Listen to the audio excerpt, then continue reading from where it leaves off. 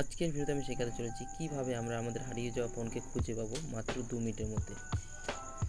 দেখা গেলো তোমার ফোনকে তুমি কোথাও রেখেছো, খুঁজে পাচ্ছ না, বা ফোনটা কোথাও পড়ে গেছে। তো তুমি চাইলে কিন্তু তোমার ফোনের যে লোকেশান আছে, সেই ফোনটা কোথায় আছে সেটা কিন্তু খুব সহজে দেখতে পারবে। এছাড়া তুমি চাইলে কিন্তু তোমার ফোনকে এখান থেকে সিগন্যাল দিতে পারবে, আর তোমার সেই ফোনে কিন্তু টাওয়ার না থাকুক বা ফোন সুইচ অফ হয়ে গেলেও কিন্তু একটা সাউন্ড সেখান থেকে ক্রিয়েট করবে। তো একটা সাউন্ড হতে থাকবে, যার ফলে কিন্তু তোমার হারিয়ে যাওয়া ফোনকে তুমি খুঁজে পাবে খুব সহজে। তার জন্য কি করতে পারে, এই ভিডিওটাকে অবশ্যই শেষ পর্যন্ত দেখতে হবে। তো চলো বন্ধুরা, ভিডিওটা শুরু করে।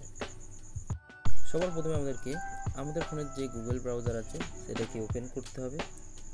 ওপেন করার পর এখানে সার্চ করতে হবে ফাইন্ড মাই ডিভাইস বলে, ঠিক আছে? ফাইন্ড মাই ডিভাইস বলে এখানে সার্চ করবে।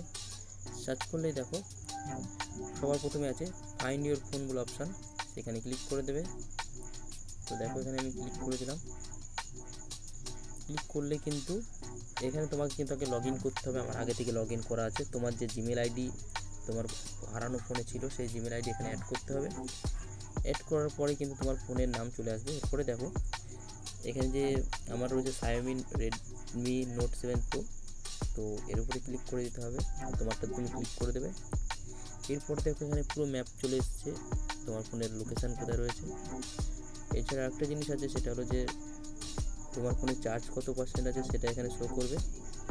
এছাড়া প্লে সাউন্ড, তো প্লে সাউন্ডে ক্লিক করলে কিন্তু তোমার ফোনটা যদি কোথাও হারিয়ে যায়, এখানে ক্লিক করলে কিন্তু সেই ফোনে কিন্তু একটা আওয়াজ হতে শুরু করবে, মানে তোমার ফোন কিন্তু একটা সিগন্যাল দেবে। সেরকমভাবে কিন্তু চাইলে খুব সহজে হারিয়ে যাওয়া ফোনকে খুঁজে পাবে। আর এছাড়া কিন্তু এই যে পাশে যেটা দেখালাম, এখানে কিন্তু ম্যাপ রয়েছে, তো এখান থেকে কিন্তু তোমার ফোনের লোকেশনও তুমি ট্র্যাক করতে পারবে।